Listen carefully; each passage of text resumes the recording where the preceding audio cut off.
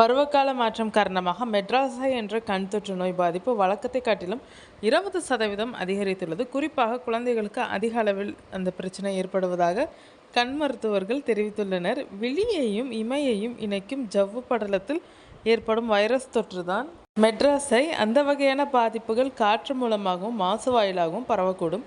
அது மட்டுமின்றி மெட்ராஸை பிரச்சனையால் பாதிக்கப்பட்டவர்கள் பயன்படுத்திய பொருட்களை உபயோகித்தால் மற்றவர்களுக்கும் அந்த நோய் தொற்று பரவும் என மருத்துவர்கள் தெரிவிக்கின்றனர். இந்த நிலையில் மெட்ராஸை தொற்றால் பாதிக்கப்படுவோரின் எண்ணிக்கை அண்மை காலமாக அதிகரித்து வருவதாக தகவல்கள் தெரிவிக்கின்றனர். இது குறித்து அரசு கண் மருத்துவர்கள் கூறியதாவது: மெட்ராஸை எளிதில் குணப்படுத்தக்கூடிய மிக சாதாரணமான நோய் தொற்று. ஆனால் அதை முதலிலேயே கண்டறிந்து உரிய சிகிச்சை மேற்கொள்ள வேண்டும். காலம் தாழ்த்தி அலட்சியம் செய்தால் பார்வையில் தெளிவற்ற நிலை ஏற்பட்டுவிடும்.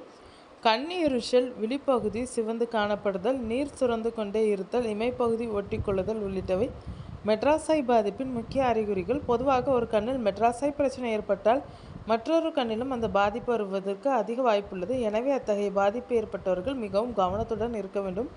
மெட்ராஸை தொற்று பாதித்தவர்கள் தாங்கள் பயன்படுத்திய பழைய கான்டாக்ட் லென்ஸுகளை அகற்றிவிட்டு மருத்துவரிடம் கலந்தாலோசித்த பிறகு புதிய கான்டாக்ட் லென்ஸுகளை அணிய வேண்டும். தங்களது தனிப்பட்ட பயன்பாட்டு பொருட்களை பிறர் பயன்படுத்த அனுமதிக்கக்கூடாது. கடந்த சில வாரங்களாக நாளொன்றுக்கு குறைந்தது 5 பேருக்காவது இந்த பாதிப்பு இருப்பதை காண முடிகிறது. அவர்களில் பலர் குழந்தைகள் என்பது கவலைக்குரிய விஷயமாக உள்ளது என்றனர்.